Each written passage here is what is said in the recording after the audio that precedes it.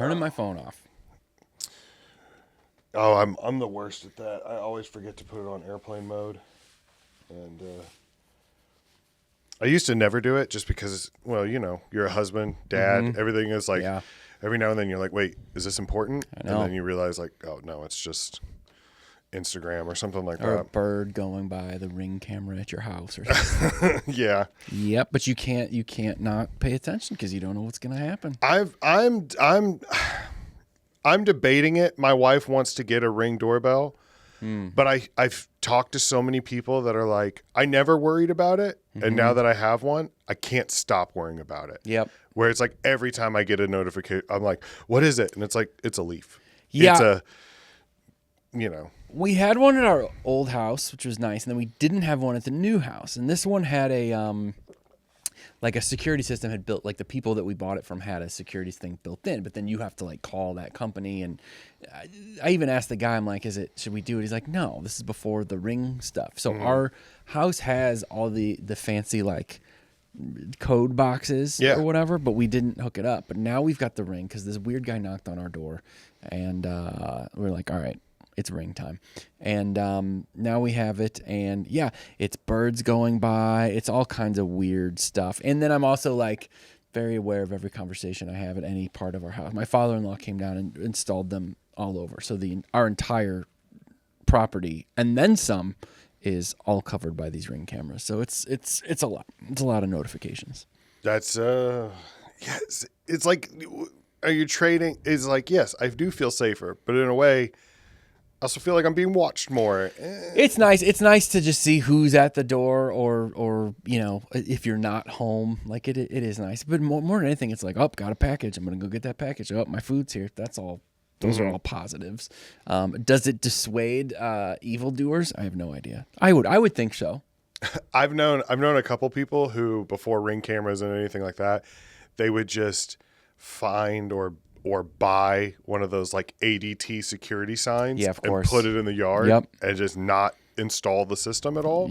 Just to be like, well, it's it's a deterrent. I'll bet it does. If it just makes them go, the next house, then it's done its job. You can buy those at hardware stores. I think the like whatever security company. You think the good thieves know which ones are legit and which ones are like, that's at Home Depot. Yeah, the professionals. Yeah, which kind of means those people are extra lazy. I'm gonna rob them. Well, hey, thanks again so much for coming to do that. It really means a lot. Thanks for having me. I've always wanted to ask you, but like I told you the other day, I like to talk to people in person. Yeah. It's weird just sending a message randomly into someone's inbox, and that's the game though. That's what everybody does. And it's I've done it several times, and every time it just kind of feels like. Also, I'm not oblivious to the fact that you're doing me more of a favor than I'm doing for you. Oh, but true. No, for everybody tuning in, my guest today is Tim Convy. He is a man of many hats, many talents. Let's see. You are a member of the band Ludo. That is true. You are on the Consumers Podcast with Greg true. Warren and Sean O'Brien. Yes. Every Tuesday morning it comes out. Yeah. Well, is it Tuesdays? Tuesdays. Yep. You're right. Yep. You are a stand-up comedian. Yep. You're doing, let's see, Can You Feel the Punk Tonight? A punk rock tribute to Disney. Punk rock tribute to Disney. Okay, I knew I was going to screw that up. Yeah. And also, and then Punk Rock Christmas well. Yes. So it's one band that does the two punk shows every year. So we do the Disney thing in the spring, and then we've taken that on the road recently. And then, Punk Rock Christmas is December 13th at the pageant here in St. Louis. And how can people find you online, social media and everything like that? Just at Tim Convy on Instagram and I think Facebook, and then timconvystuff.com is the website that has like all the upcoming shows and stuff. Nice. So lots of stuff. I mean, just in St. Louis, a bunch of stuff coming up. The punk shows, the Ludo shows over Halloween, and then I'm headlining Westport Funny Bone in February. Nice. Yeah. And also, I believe by the time this comes out, you will have a Nateland Presents. Most importantly, yes. So it's a mini special, we call it. Nateland Presents the Showcase, Nateland Showcase. So it is a little like 15-minute mini special that comes out on Nate Bargatze's YouTube channel, and it's free. And it's I'm proud of it. We're working on kind of final sort of edits and what are going to be the clips and all that stuff. And it's cool. It was a great show. Shot it in Nashville. I did a little music on it, which was fun and scary for me, but I think it all turned out great. And people should first and foremost check that out. I appreciate it. Yeah. So if you're listening to this, you're watching this on YouTube, pause it, go over to Nateland, check out. We'll see you in 13 minutes. Yeah. So the whole idea behind this podcast is anytime anybody says something is the best, it's just their opinion. There's no way to prove it right or wrong. No scientific facts or evidence or anything like that. It's all opinion based. So I'm going to ask, I thought I'd sit down with all of my favorite people, ask them some best questions. Maybe we agree. Maybe we don't agree. How many episodes in are you? This will be, I believe, 100 and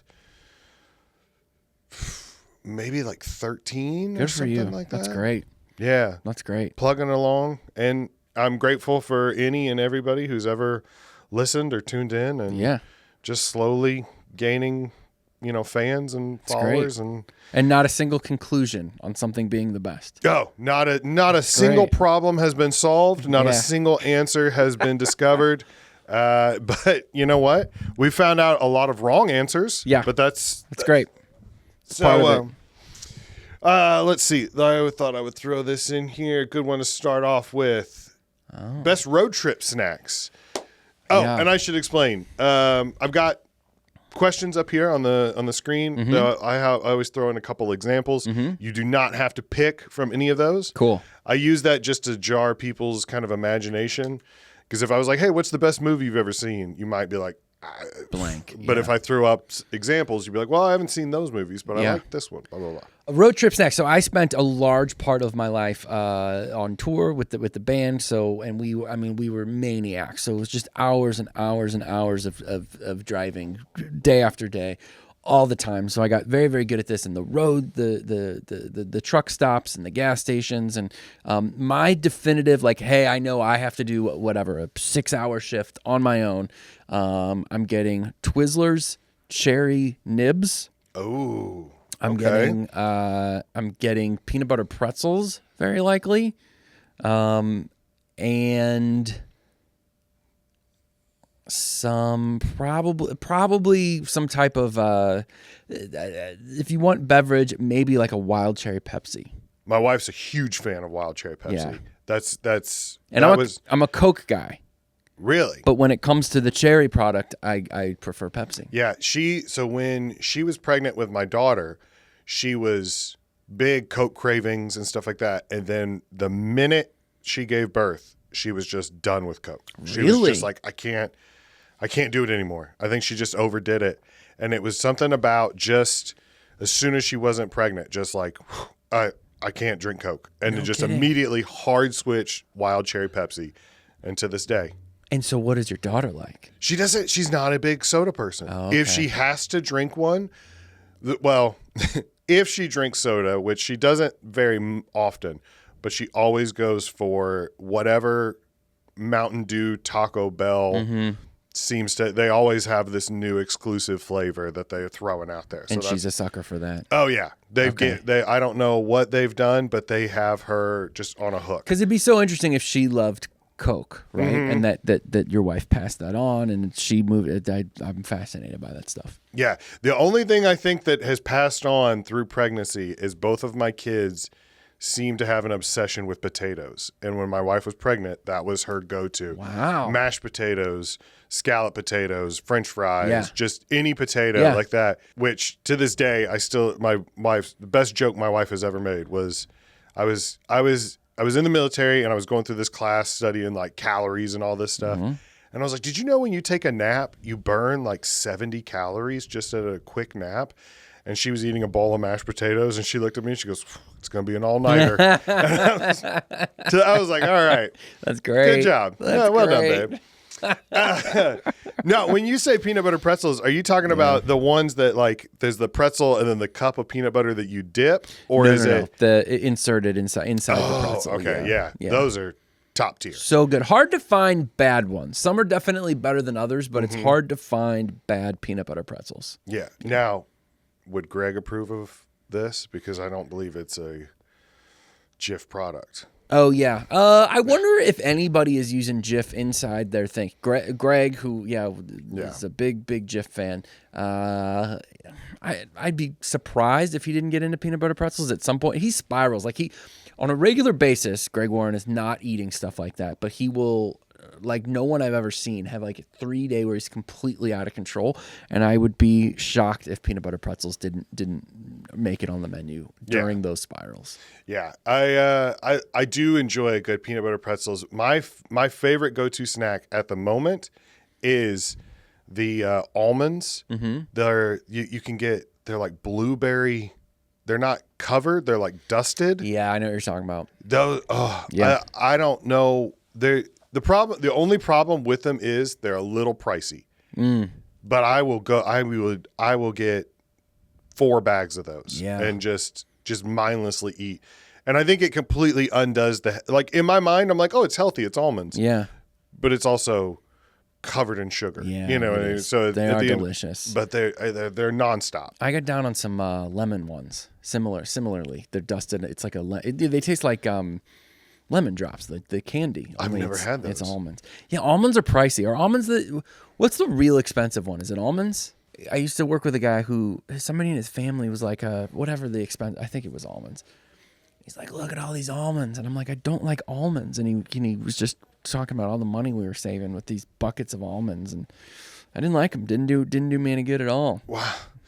I don't know. Almonds. I know cashews are up there. I think cashews are pretty pricey for the amount you get, but I don't know. Maybe it was cashews. I don't know. No, but almonds are definitely one of the higher. They're a high class. Are they a nut or are they a legume? I assume nut. Yeah. Yeah. I don't know. Best alternative to milk. Oh man. You are a vegan still, correct? Yeah, sort of. I have kind of my own weird line that I draw. So I don't eat meat at all and haven't in like 17, 18 years. I eat eggs. And I'll eat like baked goods. So if there's like a little bit of something in it, I won't freak out. But I'm not eating, cheese or like regular pizza or ice cream milkshake. I don't eat any of that. So I'm by no means like a strict vegan. I eat candy, stuff with gelatin in it, stuff like that. But I do know my way around some alternative milks. I am mostly consuming almond nowadays. Oh, really? Yeah, okay. For a while, I've been in this game so long. For a while, soy was kind of the major player. That's all we had. And I'm more into almond when it comes to smoothies and putting in my coffee, stuff like that. I still will go back soy. I'll do a chai latte every now and then, and soy is my milk of choice for that. If we go out for coffee, which is kind of like our once a week treat, that we'll take the family, and they're basically milkshakes. You know what I mean? They're not really like coffee anymore. I always go for oat milk. Yeah. I don't know when it started, but I feel like it's creamier. Better. I know I've yet to switch over. I don't have a strong position on it because you're right. Oat is certainly coming up in the game. I've just yet to switch over full time, but it when I've had it, I like it. Yeah. I'll spend more time with oat. I highly recommend it. I mean, I'm just saying, if you're going to go out there and you're like, I want to try something besides just regular, 2%, give it a shot. Does oat just taste better, or are there other advantages? I don't know anything about it. I just know that it for whatever reason, to me, it makes, especially like coffee, it tastes like creamier. Like it tastes a little bit richer. Yeah. I don't know. All right. It makes it better. Now, I'm sure it's probably, again, like the almonds, loaded with sugar. Right. And that's probably what I'm picking up on. Right. Yeah. But I'm not doing it for, my son was, when he was a baby, they recognized he had a milk allergy, which he seems to have grown out of a little bit. Okay. But we started off by buying, almond milk, and then oat milk, and like just trying different things. Like, do you like this? Do you like that? And he did not like the oat milk. He loved almond milk, but I really liked the oat milk. Okay. And so now I'm like, oh, okay, well. All right. I need to dive in deeper on that. So you think he might have grown out of the allergy? I don't know. I'm not sure because he was diagnosed with like an egg, wheat, and milk allergy. Wow. So for about 3 months, we were very strict about what we gave him, made sure it was like, if we went to Chick-fil-A, he could only get the grilled nuggets. He couldn't get, no wheat, no eggs, no this, no that. And then we because he would just get very, very like congested. And if he was running around a lot, which he was a little kid, they always do, he would end up like throwing up or stuff. Oh, and man. so, which is terrible. Yeah. For especially, in schools, if you throw up, you have to go home. And so like he would miss play day and stuff like that. And it was like, so we went hardcore, strict, pulled all this stuff out of his diet. And like my parents and my wife's parents were like, this is terrible. You can't give your kid chocolate, blah, blah, blah, blah. We're like, what do you want us to do? Yeah, like, it's so hard. And then we slowly started introducing it back in, and it seemed to not bother him as much. How old is he now? 10. Okay. 10. But there are still times where he'll go to a friend's house, eat a bowl of ice cream, and then he'll come home, and you can tell he's like breathing through his mouth and not, you're like, oh, okay, all right, that's still there. That's funny that at school, if you throw up, you have to go home. It's a tough but fair policy. I remember like when I was in school, it was like, if you threw up, they'd be like, all right, don't you feel better? Yeah. Go back to class. Like that's the. And that changed somewhere. Huh. Yeah. And now it's like, no. If there's any type of regurgitation, you are home. You're out. 24 hours out. Crazy. Yeah. But That's because they assume that it's something that other kids are going to get sick. might but it's be like, man, no, viral he swallowed God knows what. yeah. Do you know what I mean? There have to be exceptions to that policy. No. All right. Best Ludo music video. Oh, man. I do wish I could have found a higher quality image. Yeah. Because for Good Will Hunting by Myself. Yeah. Is a very fun video to watch. So Yeah. after you've watched the Nateland Presents showcase and you've come back, pause again. Now go check out some Ludo music videos. Yeah. Man. Okay. So you've got one's pictured here, and I think you're missing Hum Along, which I get it. Not our finest video. I would say I think I'm probably most proud of the Love Me Dead video. It was. It is not one shot, but it was supposed to look like it's one shot. There's, I think, 2 cuts in there. One shot meaning like the camera hits record and then it basically doesn't stop, and that was a ton of work. That's what I was going to ask you about because that's what I noticed, and I thought I saw one like editing trick to make it, but I didn't realize there were 2. But also. Yeah. I was going to ask, how hard was that to hit your cue every time? Because you're running around with a chainsaw, you're doing all kinds of stuff, and there's so many things happening. Yeah. And it's like to match that also with the song and hit the beats, like that had to have been very difficult. We did it a bunch of times. We had a bunch of the directors, this guy Scott Culver, who also directed maybe those other 2 videos. He definitely did the Good Will Hunting one, which we paid for ourselves. That had like a few $100 budget. But just a great guy, and he put in a ton of work. And yeah, we had this sound stage, and we had label money at that time, so it was quite a crew putting it all together, and lots of rehearsals, and then we did it a bunch of times.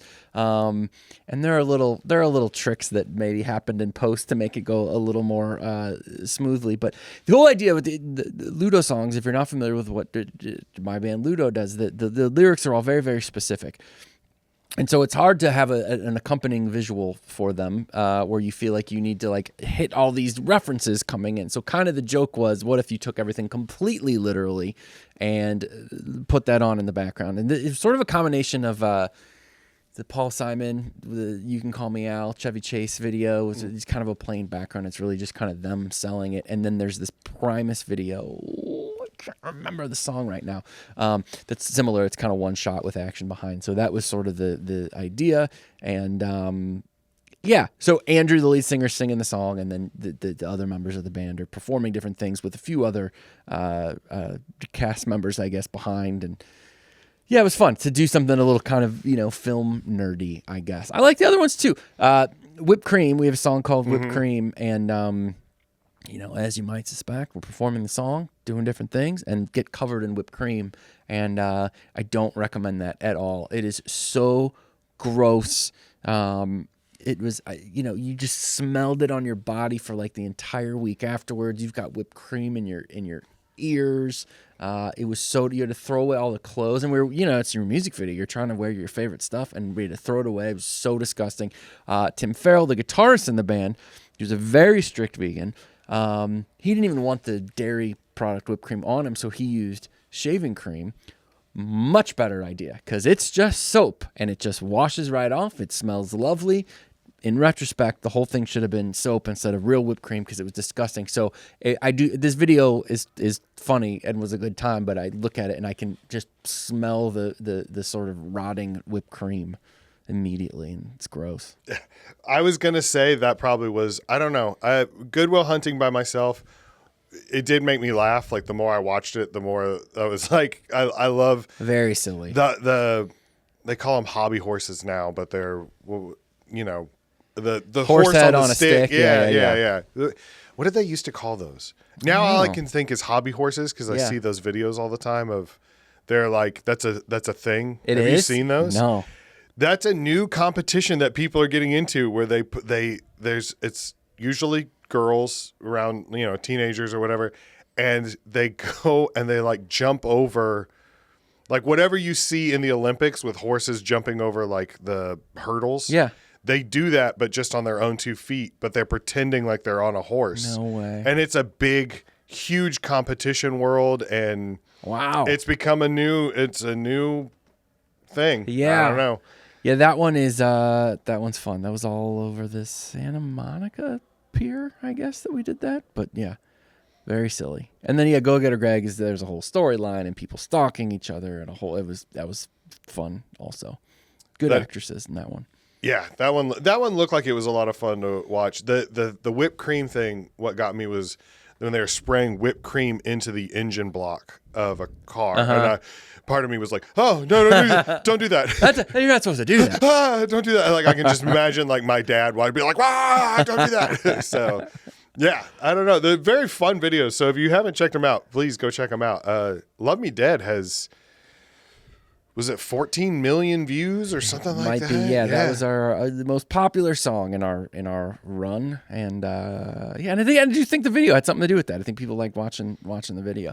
We also there's little things in there too. So the video version is the edited version. So there's a longer version that is on the album, but when the song was first taken to radio, there was a shortened version, and that is the version we shot the video to.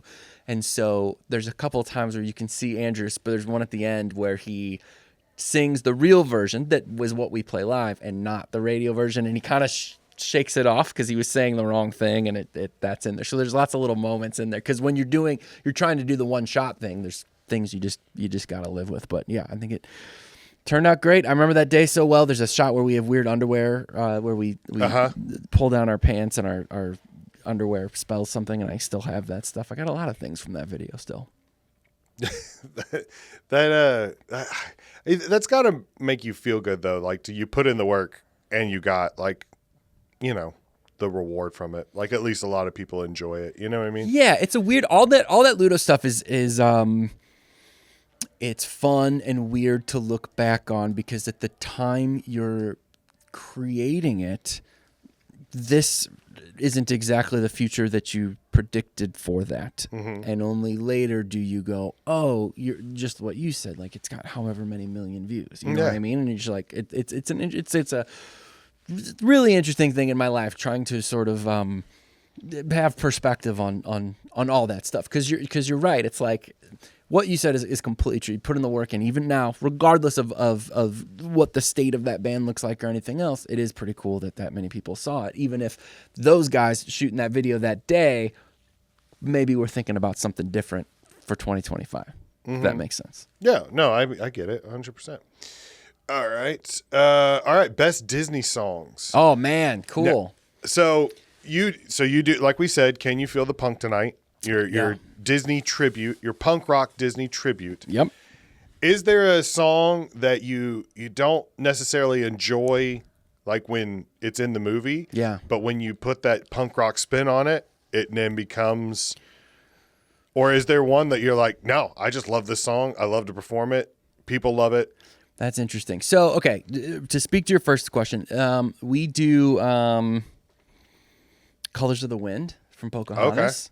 And that song is fine. I mean, I prefer all our versions, but that song is not one that like, it's like, oh, cool, nice, whatever. And then the way we do it, I think is really, really cool. But most of them I do love. I love the original. I love what we get to do with it. And that's the old... I'm always going to have a soft spot for the ones when I was a kid, right? Because I remember not only seeing the movies and stuff, but like we would sing them in music class and stuff. And that's Mermaid, Beauty and the Beast, Lion King, Aladdin, those, right? Those are always going to kind of maybe get me the most. I think that music is fantastic. And then the new ones, though, too. I mean, songs from Coco and Encanto. We do... We Don't Talk About Bruno, and we do Surface Pressure from Encanto, which are Lin-Manuel Miranda. Like they're like the songs itself are brilliant. So my all-time two favorite Disney songs is from Encanto, Dos Oruguitos. Yeah, the two butterflies. It was so good, and it's such a like. In the movie, it's such a powerful song. It made me want to learn Spanish. Really? So I downloaded Duolingo and started learning Spanish just so I could understand that song better. Cool. I still can't really sing it. Yeah. I can kind of like, but like when I listen to it in the car and my kids are like, Dad, you can listen to it like in English. And I'm like, no, I don't want to listen in English. I want to listen to the version I like. Dude, that music is so good. Yeah. And what's your other one? The other one is Let's Get Down to Business from Mulan. Yeah, we do that too. Yeah. How Can I Make a Man Out of You? Yes, yeah. That's what it is. Yeah. When I was in the Marines, we used to sing that because a lot of your days are filled with just doing meaningless tasks like mopping or sweeping or raking dirt into little like squares, kind of like the soundproofing pattern. You know what I mean? And there were a lot of times where we'd get bored and we would start singing Disney songs. That is so funny. We would all be out there, let's get down to business, Oh, that's so funny. You guys are singing. Singing Disney songs. You wouldn't think it. You're like, great. Oh, what are the infantry Marines doing? Oh, they're singing Disney show tunes. Like, okay. Yeah, let's not go over there. Did you guys ever do Hi Ho, Hi Ho? Yeah, we would do that. Okay. That was a big one. What's the one from Tarzan? I don't love that one, the Phil Collins one. Yeah. Oh, really? Yeah. You're not a fan of that one? Maybe I shouldn't say it, but it's You'll Be in My Heart. Yes. Yeah. Yeah, that one. I love Phil Collins, but see, I am so musically illiterate that if someone's like, "This is a good song," I'm like, "Okay, it's a good song," and I go with it. Because I play instruments and whatever, that doesn't mean that I am more right than you are. I can maybe make stronger arguments with more specifics and I speak the language, but there is no, you're not wrong because you like one more than, that's kind of the beauty of music and art, I think. You know what I mean? Like, I'm going to I'm going to tell you that song is garbage, but I'm not more right than you are. I can tell you like why it's, it's like comedy. I can tell you why it's hack and like, oh, it's lazy songwriting or he ripped off this guy or anything else. But like, that doesn't mean that if you like it, you like it. That's all that matters. You also but it's total garbage. No. It's you Phil can like Collins' it. You can like it. I mean, stuff. if you want to like it. But yeah. No, from talking to you and from the couple times that I've kind of helped produce the consumers and stuff like that. Listening to you talk about music, you're just so much more knowledgeable about like band members and things that I never even think about. Like, I don't know, I can't tell you the difference between tempo and rhythm. And I can't tell you the different, like, I could probably point out a chorus in a song. Yeah. And that's about, it'd be like, they repeated this chorus. And you'd probably be like, yeah, big guy. Yeah. Like, you know, like, but it doesn't mean I just know nothing about music. It's never, I played trumpet for 1 year in 7th grade because you had to. Yeah. And then I quickly was like, all right, I think I'm done with it. And now as I'm older, now I'm in my 30s, I wish I would have kept doing it. Totally. Right. Do your kids play music? Do you push them into lessons and stuff? My wife's she moved to Nashville to become a singer. Really? She's very musically oriented. My kids love it. My daughter's been in choir her whole life. My son loves to sing. He plays the drums. He took guitar lessons. They love singing and stuff. But I famously and a lot of the comics that know me, I famously will drive in the car in silence, and they're like, "You're a psychopath," and I'm like, I enjoy sitting in silence because that's kind of like where premises come from, and where bits come from, and it's like, and they're like, "You don't listen to any music," and I'm like, I will. If you're like, "Hey, listen to the song," I'll listen to it. Right? You're like, "Oh, that's nice," but I do that far more often than people would think. I'm not going to say all the time. I spend a lot of time. I listen to like local radio just because I was in that for so long and I enjoy it. But I am I'm not putting a lot of like playlists on. If I'm trying to learn songs or whatever, that's a part of it. But I'm spending way more time in silence in the car than you would think. And I don't think that makes you a psychopath. Okay. I agree with you. It's using different parts of your brain. There's something calming about sort of shutting off those parts, and that's what I think music does a lot of times. But if you're trying to think through something, a joke, a premise, whatever it is, I think silence is probably beneficial. Well, I read once that boredom breeds creativity. Mm-hmm. So like that's where maybe that's not true, maybe, but also I don't know. I just feel like there's a lot of distractions, and I already have an addiction to my phone. Sure. And to where like we said with the Ring doorbell notifications, anytime it buzzes or lights up, I'm constantly looking at it. Yeah. So driving is the one time where I can just throw it in the seat next to me and just drive and like think, I guess. So I call it like windshield time, where it's like all I'm doing is just staring through the windshield and just you kind of put your brain on autopilot and like you can think about things, and I feel better. Like I drove back from Austin a few weeks ago, and that's 11 and a half hours or something. And I'd say for probably 9 of those, just in silence. Yeah. Nothing wrong with that. Okay, good. Nothing wrong with that at all. All right. I talked to a lot of the comics around here, and they're like, that's insane. No. I also am not big on like background noise. Like I'm either silence or very engaged listening, right? To the point where if I have a passenger and there's music on and they start talking, like, we're listening. You know what I mean? I feel that way about television and movies too. Like I know some people, that's just on and it's just whatever. It's like, no, man, I want to actively take that in and absorb that, or let's go silence and leave it open. Now, has this been something you've always done, or do you think this started as you became a father? Because I've noticed that after I became a father, the noise level just it's a lot. It triples in your house. And so whenever I get a chance to just be like, right. you know, I don't.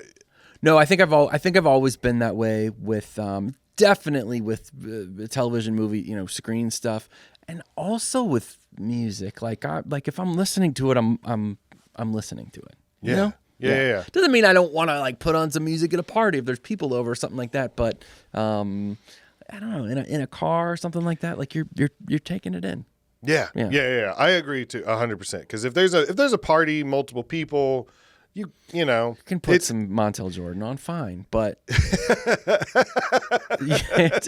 otherwise, only Montel Jordan. Yeah, right. Yeah, do not come to the Convy household if you're wanting anything else. And deep cuts too. Like I don't want this. No, This is how we do it. Oh No. wow, okay. I will allow his cover. He does a version of "Careless Whisper" by Wham, and it's unbelievable. And I don't know why people aren't talking about it. It's way better than "This Is How We Do It." But you should check that out. I would have never. See, I had no idea. Yeah. No, people don't know it. That's not a thing people know. But it's great. It's really, really good. I've always wondered, do you think that Careless Whisper is kind of like the saxophone version of Freebird? Where it's like anytime someone plays the saxophone, people are like, do Careless Whisper. And they're like, Are they? I don't know.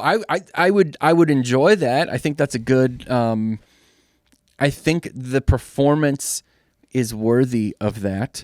But is it that way? I don't know. I don't think I've ever encountered that. I don't know. I don't know if I know anyone that plays the saxophone, but I would assume that. I mean, if you were like, hey, name one song where the saxophone is super present or like the kind of like the main instrument. Yeah. Careless Whisper would be the first one. That's fair. So it's like, you know how it's like there's that hacky bit of anytime someone pulls out a guitar, it's like, play Freebird. Yeah. And you're like, ugh, all right, you know? Yeah. So sometimes I wonder, I'm like, is Careless Whisper the Freebird of the saxophone? Maybe. I think there's other competition. When I think of saxophone, Tequila by the Champs, the Pee Wee Herman song. I think that would be one that you would want to hear. I didn't even know that was a saxophone. I think it is. Yeah, that makes There's probably a sense. few other horns in there, but that's what I think of. I played saxophone in 4th grade, and that was one of my big numbers. Really? Yeah, Tequila. When I played trumpet, my big song was "Oh Canada," because What? yes, yeah. The rule was you had to practice for 30 minutes a day. Okay. And my parents were very strict about you will put in 30 minutes. Great. "Oh Canada" is a 3.5, 4 minute long song, depending on how you stretch it, you know? And so I realized, I only have to play this like 6 times, 7 times. Yeah. And then I hit my 30-minute quota. So I would just play it over and over and over, and then I'd be done. But don't a lot of songs hit that prerequisite of being 3.5, 4 minutes Not long? when you were in first year trumpet. You know, the "Oh Canada" was the very back of the book. It was either that or like "Twinkle Twinkle Little Star." Right. So I could play "Twinkle Twinkle Little Star" 20 times or "Oh Canada" 6 times. No question. And so, of course, every week when you had to go test on "Twinkle Twinkle Little Star," I would fail. But the final for the year, he let us pick, and someone picked "Oh Canada." And so You were like, very last, I got this. I was so excited. I didn't say anything. I didn't say a word. I just sat there and I waited. And then the last week, I mean, I belted out. Like to the point where the teacher just stared at me. The and he whole was like, class stands up. he was like, you made me patriotic for a country I've never been to. And, yeah. And I would, that's still to my day one of my crowning moments. He let me move all the way to first chair. There was a girl named Emily who had been first chair all year long and got bumped down the last day to the worst kid in class. And she was livid. And I just... Oh, that's amazing. Yeah. And you just you bombed "Twinkle Twinkle Little Star." You bombed "Row Row Row Your Boat." yes. But Canada." Oh, Canada. I hit People my are crying. stride. Yeah. It was beautiful. So that's my one claim to fame. People are getting their passports. They're trying to go north. That's amazing. That's a great story. So this this next is fairly similar question. Christmas song done in a punk rock style. Oh, okay. Yeah. I'll be honest. I hate Christmas music. Oh, you do? I can't. I absolutely can't. And this is only because. Well, this has been fun. Yeah, I'm so sorry. Yeah, okay. I thought this was the one I might lose you on. No, I hate it because I worked at JCPenney when I was in high school. And from like October 1st until like February 15th, Yeah. it's just Christmas music. Yeah. And it was, whatever corporate JCPenney has decided was allowed. So it was like the same 7 songs on repeat over and over and over. And you work a 14-hour shift on Black Friday. You're just like, I can't listen to Santa Baby one more time. Did you read, was it the Santa Diaries, the David Sedaris thing? No. He worked, you know David Sedaris? Are you familiar? He's the best. So he's a humorist. He writes comedy essays. He's just incredible. Do you know Amy Sedaris? Yes. The actress? So Yes. it's her brother. He's a writer. And She was Strangers with Candy? Exactly. Yeah, okay. She's amazing. Her brother is David Sedaris. He's my favorite writer of all time, which whenever I say it is funny because it's like, I've chosen of all the writers I enjoy. But anyway, he has he when he was young worked at a shopping mall during Christmas time, and he's the best. Anyway, let's get to this. So, okay, do you want to know of sort of what would be considered punk rock Christmas songs, or I mean, I can talk about the ones that you have pictures of. Either one. What do you want? Either one. Whatever. Okay. So it's open to. I'll hit a few on here. Bobby Helms, Jingle Bell Rock. Nothing wrong with that. It's just it's great. It's solid. We do a version of it. It's that's got to be 50s, I guess. I don't know. Darling Love. It's Christmas Baby Please Come Home is amazing. I mean, that's top tier. That's we did a version of that. We don't play it regularly. There's also a famous version by U2, which is good. U2 hit or miss, especially with the covers. I heard U2 do Fortunate Son this week, and I'd immediately call Sean, who loves U2, and tell him I cannot believe that they put this out. Fortunately, he agreed with me. But that one is great. This brings us to Mr. Paul McCartney. He's next on the screen. His Christmas song, of course, Simply Having a Wonderful Christmas. I think Paul McCartney is top 5 greatest songwriters of all time. I think he's if I was making a record and could put anybody in the room with me, he would be the guy. I mean, that, however, is one of the worst songs I've ever heard in my life. The mix of that song, meaning the different levels of the instrument, it's like he was trying to see if people would buy into it. Paul got to a point, I think, where people were just consuming everything he put out. He's like, let's see about this one. And we bought it. We bought in. It's a terrible, terrible, terrible song. I agree. And that was definitely one of the ones that was on the JCPenney. And you could tell because it was like, da-da-da-da, da-da-da-da, and you'd be like, no. I know. No, please, no. He made a few missteps, and that was maybe the biggest one. That said, I kind of want to do a version of that because I just think that is such a silly, light, bubbly song. Doing a punk version of that would be fun. We don't play that one yet. The Kinks' Father Christmas, you can't beat that. It is so rocking. Other people have covered it and do a good job. We play that one, but man, their version is it's awesome. I don't know. We could keep going. It's an old Elton John Christmas song. What would that be? I'm just looking at photos here, so I'm not totally sure. I just go. I literally Googled. I was like, Christmas, famous Christmas songs, and it gave me this collage. And I was like, all right, well, this is a good mashup of. The other one that's I think spectacular that falls under the punk world is because there's like the kind of punk Christmas classics. There's the Ramones do Merry Christmas, I Don't Want to Fight Tonight. Great one. The Kinks for sure, and then the Pogues have Fairy Tale of New York, which I think it's just one of the best songs ever. And that one very, very high on my list as well. I've never heard of that band before. The Pogues? Yeah. So the singer just died like this year. English, they're awesome. It's kind of funny because so in the Marines there's two types of Marines. There's the infantry Marines. I've always said that there's two types. Yeah. Yeah. And then when people ask, I run away. Yeah. Go ahead. There's the infantry Marines and they're called grunts or whatever. There's all kinds of names for them. And then anyone else who is not infantry is called a Pogue, which is a derogatory term. And so like the grunts would refer to them as Pogues. Yeah, like these Pogues over here. Oh, got it. Paper pushers, desk jockeys, Got it. Stuff like that. And so Pogue and it was one of those things where it could start fights. Where it's like, oh, you Pogue, you blah blah blah, And so now there's several times where that word has come up in the civilian world, like with this band, or my daughter was into a show where there was like two types of people on an island, and one of the types of people were called Pogues, and it just made me like every time I hear it, it makes me giggle. That's great. So check out the Pogues though, man. Are they good? Yeah, real recommend good. it. Yeah, All right, big fan. I'll do it.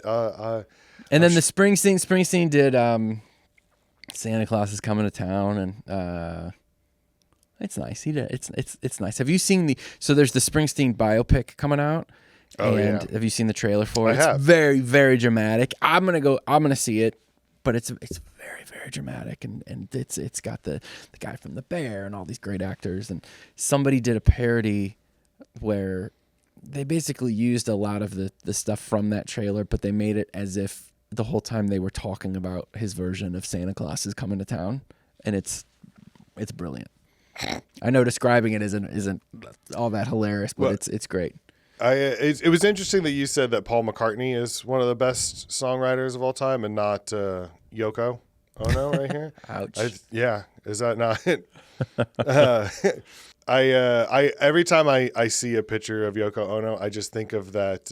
Have you seen the video of it's John Lennon and Chuck Berry singing together? Yeah. And Yoko's on the microphone. Yeah. And she just starts like yodeling, and you can see Chuck.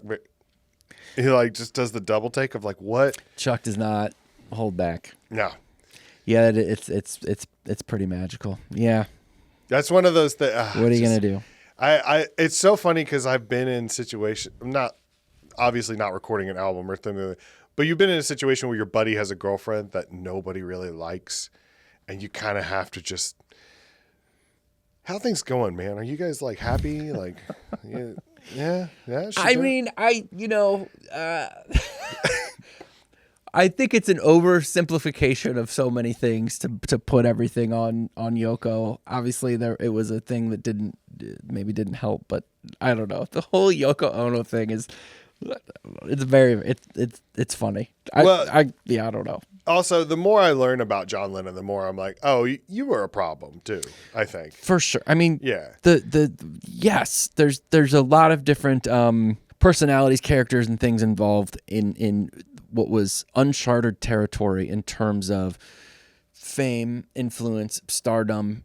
Like it wasn't gonna go well, you know, and so I to be like, and then John ran off with Yoko is a little bit silly, but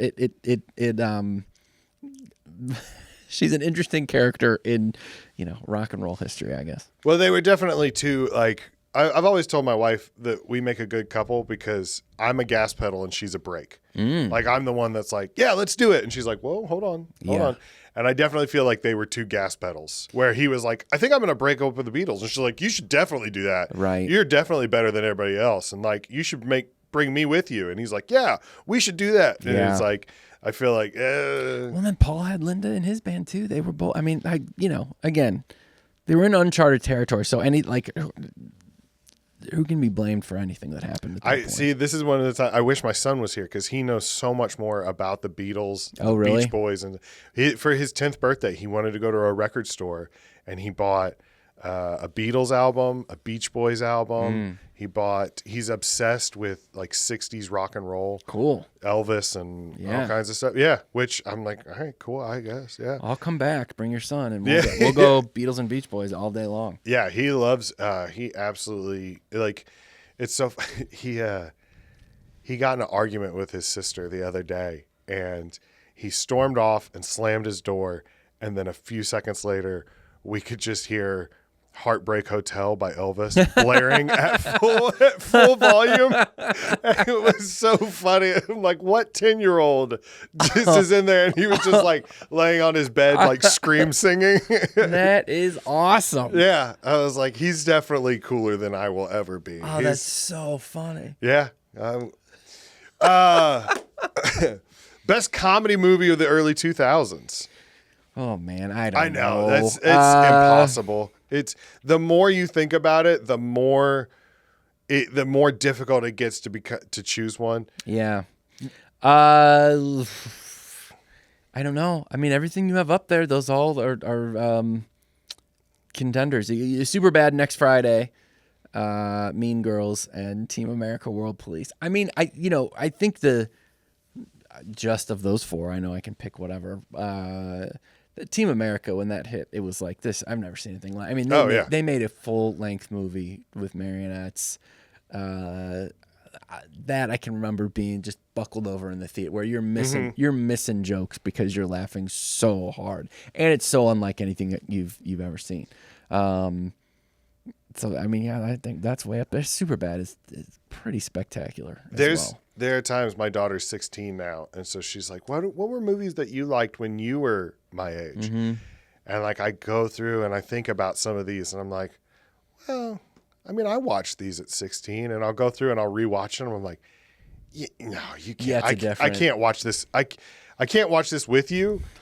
And if I do watch it with you, you got to be a lot older than this. Like I would love to show this to you, but also watching it with your parents is way different than watching it with your friends. Yeah, I don't look forward to any of that. We did watch Mean Girls with her though, and she loved it. Yeah, she loved the original. They remade it recently. Yeah, I heard it wasn't, and great. She hated it. Yeah, she went to see it with her friends, and she sent me a message. She's like, they ruined it. Yeah, I didn't see it, but yeah, I don't know. But the more you think about it, the more it gets impossible to pick. Because I mean, Tropic Thunder, the original Hangover, the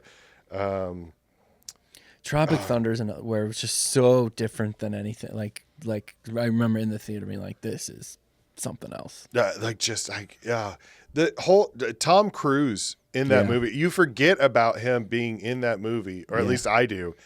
And then I watch it and I'm like, I forgot about him.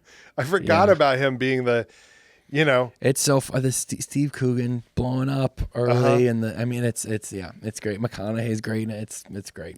Yeah, McConaughey is it's so funny that they agreed to do it, because it's like they're all A-list stars, and some of them have very small bit parts. And, and it's its own thing. It's so weird. I love that one too. Oh, okay. What Olympic event would you be best at? Ping pong. Would I be competitive on an Olympic level? By no means, but I am a pretty bad athlete across the board. Ping pong, one of the only things that I'm all right at. I don't embarrass myself, and I'm pretty good. I'm so much better at ping pong than I am at any other sport. So without a doubt, ping pong. Well, that's the whole point. I mean, that's the whole point of this. It's like, obviously, the average guest I have in here, none of us can compete on an Olympic level. Right. But if for whatever reason they called tomorrow and they were like, Tim, there's been a terrible tragedy. Yeah. We need someone to fill in at the Olympics. You'd be like, well, I can ping pong a little. Yeah. Grab my sandpaper paddle. I'd be right there. Yep. I think the only thing that I would even be, I could even say any attempt to make would probably be the downhill ski jump. Just because, not that I think I can do it, but it's pass fail, Okay. And it's quick. Yeah. So it's like you either land or you don't. Yeah. Well, I mean, you land either way, but you either you either stick the landing properly, or you don't. You know. And if I'm going to embarrass myself on a global level, I want it to be quickly. Yeah, I think that's good.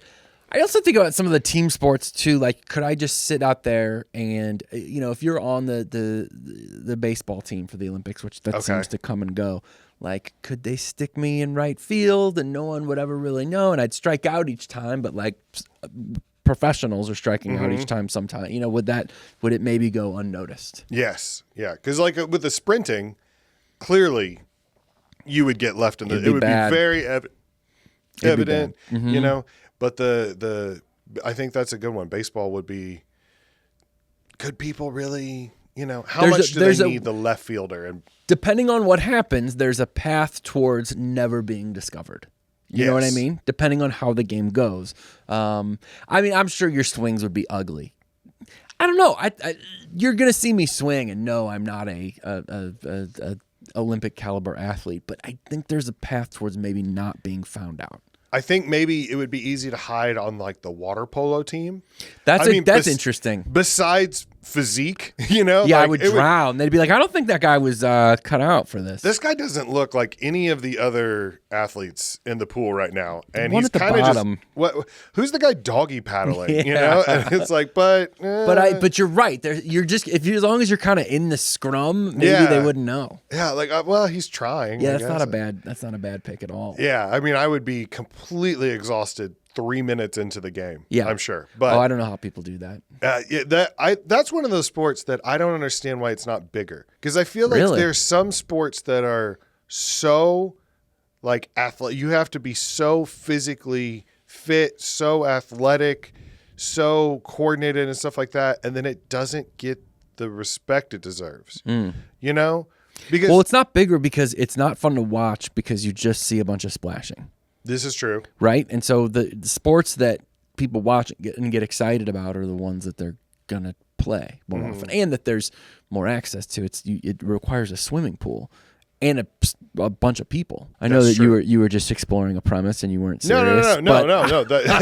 Like, listen, man, I'll tell you. Hey, no, that's the thing. But it's just, I bet you that the average person could say like, well, yeah, I've probably watched a couple professional bowling, at least clips. Mm-hmm. I don't know if I've ever seen a polo clip, or Yeah, bowling's bowling's got to be more popular. The only other thing I can think that I might be able to do is like the horses.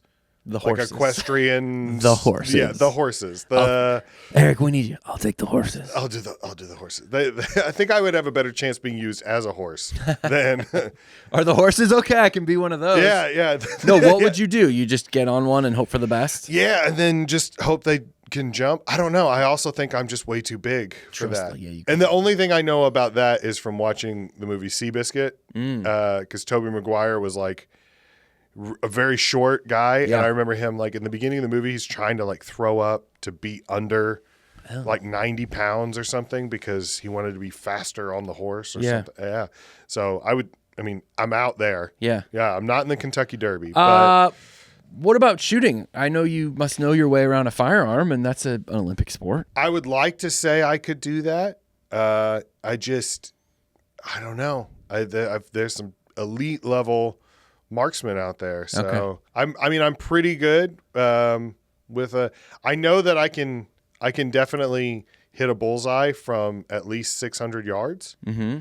But a lot of the shooting I've seen in the Olympics, it's like you have to ski uphill a quarter mile and then take a shot. Yeah, but isn't there just shooting? Yeah, actually, yeah. I think there is. Because I remember in the last Olympics, there was a guy from Turkey. Like all the other teams had all these like high class equipment and stuff like that, and then there was a guy from Turkey who just put his hand in his pocket. And that was awesome. Yeah, that's so cool. Yeah, to just show up and be like, yeah, I don't need this. Yeah. I think it would be even better if he's using like a musket from like the 1800s. Yeah. Everybody else has these dialed in fancy scopes. Yeah, and he's just like, I'm gonna eyeball it. I also wish he had blown off the barrel after every shot too. Yeah, that's the best. Spun it and then holstered it. Yeah, that would have been the best. Best TV mom. This is another one it's almost impossible because it's the more you think about it, the more you're like, the Home Improvement gal. She was great. Oh yeah. Yeah, I can't think of her name either, but she was good because she had to play the straight man, a lot like the Everybody Loves Raymond. What was her name? Patricia Heaton. Patricia Heaton. Yeah. Deborah. I kept wanting to say Deborah Heaton, but I was like, that's not right. Yeah. She was perfect because she had to play the straight man, like all the crazy hijinks and everything going wrong, and she had to kind of, play, but I think she's much better. Did you ever watch The Middle? No, I know what you're talking about. People go on and on about that show. I think that she is as good as she was in Everybody Loves Raymond. That's Patricia Heaton you're talking about. Yes. As good as she is in Everybody Loves Raymond, she was better in The Middle because she was a more realistic mom. Oh, okay. I think her hair's always a little bit brushed. Yeah. She's always got a stain. There's always something going on. Yeah. She's kind of just like fed up with the kids, this close to snapping, you know? But in Everybody Loves Raymond, she's always like well dressed. Right. She always looks nice. Sitcom, the food's ready. The house is clean and stuff like that. And I've always kind of liked a sitcom. I kind of like a more weathered, more realistic version, like June Cleaver from Leave It to Beaver. Yeah, not a realistic mom, wearing pearls all the time. Well, back then though, I think it was a lot closer to that. It might have been. You don't have Lucy up here, and I think in terms of the funniest, it would be her. That's true. And I love Lucy, and that's the thing about even now watching those clips, man. It is outrageous how funny she is. It's there's all those iconic moments of And she actually like she opened up a lot of barriers, you know, because she was the first person to be pregnant on screen. Because like you couldn't say the word pregnant because they were like, well, if you say pregnant, that means that there were relations, Right. you know, and it's like, well, yeah, they're married. Like Yeah. what's the problem with that, you know? And the fact that her husband was Cuban, and they're like, whoa, this is that's an interracial relationship, you know? And so she like opened up a lot of doors. Yeah. And she was hilarious. So fun. The physical stuff, just the lines. I mean, yeah, she's got to be. She's my number one for this. They did a movie recently where Nicole Kidman played her. Yeah. Did you see it? And Javier Bardem was Ricky, which is just a terrible casting. Yeah, I saw it. It was, I don't know what I didn't love it. It was fine. Yeah. There was a TV movie too that kind of was the story that I think I enjoyed that one even more. But yeah, I mean that whole their story, her career, her starting in film, how they met, their relationship, that's all crazy. I did always like Mrs. Huxtable. Yeah, she's amazing. She was amazing. She showed up on the Emmys the other night talking about Malcolm Jamal Warner. But yeah, she's great. She always scared me a little because she was very no nonsense, but I always thought that she was very pretty as well. And so I don't know. I was like, I wouldn't want to make her angry. Yeah. But also like, she's also very attractive to me. So She I was don't in know. the Creed movies and crushed it. Yeah. Yeah. And she's still got that like stare. Like she Felicia, always kind yeah. of seems to play that. I can't remember what is her name. Felicia Rashad. Felicia Rashad. That's what it is. I want to say Rashida Jones. I was like, that's not right. No, somebody else. That would definitely somebody else. Real quick, plug anything else you got one more time for everybody at home? watch the Nateland special. It's free. It's the Nateland YouTube channel. If you just type Tim Convy and Nateland, it'll pop up. Watch that thing, share all that stuff. TimConvyStuff.com for all my shows. And then if you're around St. Louis, Ludo Halloween shows October 24, 25, and 26. You can go see Ludo. Punk Rock Christmas is December 13th at the Pageant, which is a good time. And then I'm headlining the Westport Funny Bone in February. I think that's it. And then, different stuff all over. But TimConvyStuff.com. And check out the Consumers Podcast. Yep. With special appearances by Eric. Yeah, I love doing it. It's a great time. Love Sean, love Greg. Fun. It's always fun. Yeah. Especially because there's a lot of times where you guys will do a product or do a company, and then I get to take home the leftovers. Yeah, I know. I got a bag full of Twizzlers at my house because we shot Twizzlers this week, but that gets dangerous sometimes. I have a cabinet full of Tabasco right now. There you go. You got a good one. I loved it. And Greg sent me home with a jar of peanut butter, and there's a Brute trash can on my desk over there that I keep my SD cards in and everything like that. It's every time I go there, I'm like, ooh, I wonder what I'm getting today. I get excited lucrative. when Greg walks in. I'm like, oh, what's the product? What am I getting home? So the last thing that I ask everybody when they come on is, what is the best way to fix this podcast? Oh. Any suggestions? Any? It's funny. Is a new host possible? Yeah. No. That's actually one of the most recurring answers. Is it? Yeah, it's heck. I'm an idiot. No. I think the podcast is great. It is funny to walk in. This is such a classy building, and it's cool, and it's awesome. And then you walk in here, and it's like you've made every effort to make it look like your basement. Yeah. Which I don't think is necessarily the wrong move. The couch is up on cinder blocks, and I can't talk though. Our consumers set is it leaves a little bit to be desired as well. Well, it's changed 100 times, and it'll change 100 more. And every week, Bree and I come in here, and we're like, "What if this light was here? Yeah. And what if this camera was there? And then what if we rotated this?" And it's just. Can you put some art? Get some art involved? I would love to. We've got an extra screen I've thought about putting up here. Oh, that'd be cool. Where we could display people's social media or stuff like that. Just like a logo? Yeah.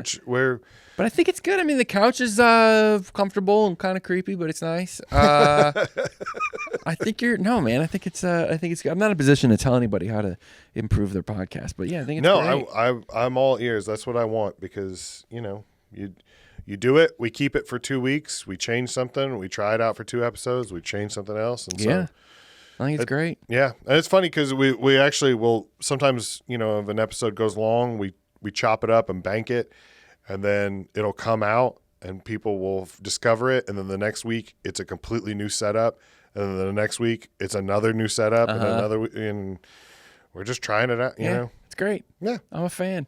Thanks, man. Yeah, I appreciate it, buddy. Well, thanks so much for coming to do it. You got I appreciate it. Anytime you would like to come back, or anytime you got something to promote, let me know. Yeah, I'll come back for have sure. you. Love to have you back. Love to have anybody. Go follow Tim. Check him out. Go to the Funny Bone when he's headlining. Go see the Disney Punk Rock Tribute. Go see Can You Feel the Punk Tonight. Go check out his Nateland special. Thanks, everybody. We'll see you next week.